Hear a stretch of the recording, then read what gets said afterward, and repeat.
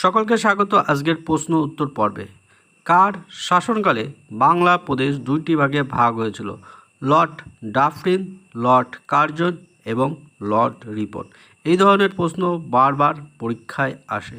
বাংলা ভাগ পরিকল্পনা 1905 সালে বা ঘোষণা হয় 1905 সালে এবং সেটি ব্যর্থ হয় 1911 সালে।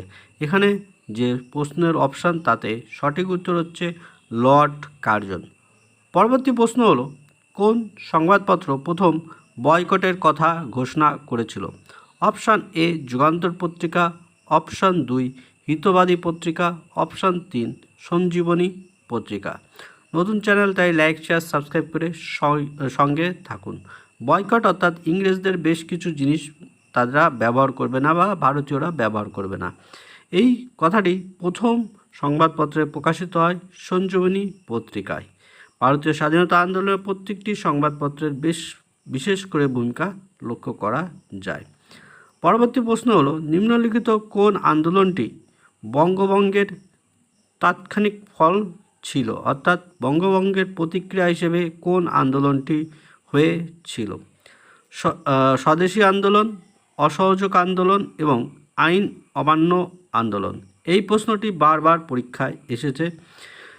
বিসিএস থেকে ডব্লিউবিপি প্রত্যেকটি পরীক্ষায় বারবার এসেছে। অত বড় ভিডিও করব না, ছোটোখাটো করি। এই প্রশ্নের সঠিক উত্তর হচ্ছে স্বদেশী আন্দোলনের সঙ্গে।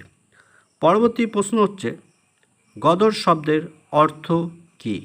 গদর শব্দের অর্থ স্বাধীনতা, স্বরাজ এবং বিপ্লব। এই তিনটি অপশনের সঙ্গে গদর শব্দের অর্থটি যুক্ত। এর সঠিক উত্তর হলো গদর শব্দের অর্থ হলো বিপ্লব। বিপ্লব আর মুসলিম লীগ বা স্বাধীনতা আন্দোলনে এই গদর পার্টির বিশেষ ভূমিকা লক্ষ্য করা যায়, বিশেষ করে পাকিস্তান সৃষ্টি বা বিভিন্ন ক্ষেত্রে।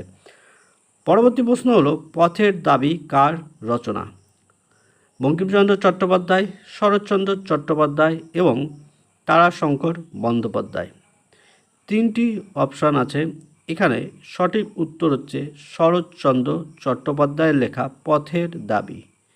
এবার তোমরা উত্তর দাও যে পথের পাঁচালী কার রচয়িতা বা কে রচনা করেন পথের পাঁচালী। পরবর্তী প্রশ্ন প্রশ্ন হলো, কে কংগ্রেসকে বাস্তবে অস্ত্রহীন, মানে কোনো ঢাল তরোয়াল নেই, অস্ত্রহীন গৃহযুদ্ধ বলেছিলেন? মোহাম্মদ আলী জিন্নাহ, লর্ড ডাফরিন আর সৈয়দ আহমেদ খাঁ, স্যার সৈয়দ আহমেদ খাঁ। এই তিন অপশনের মধ্যে মোহাম্মদ আলী জিন্নাহকে পাকিস্তানের জনক বা পাকিস্তানের মহানায়কও একসময় এই তিন অপশনের মধ্যে মোহাম্মদ আলী জিন্নাহকে একসময় পাকিস্তানের জনকও বলা হয়ে থাকে। লর্ড ডাফরিন সম্পর্কে পরে জানছি। এর সঠিক উত্তর হচ্ছে স্যার সৈয়দ আহমেদ খাঁ। আজকের মতো আমরা ভিডিওটি এই স্থানে শেষ করছি। পরবর্তী ভিডিওয়ে আবার দেখা হবে। সঙ্গে থাকুন, সাথে থাকুন।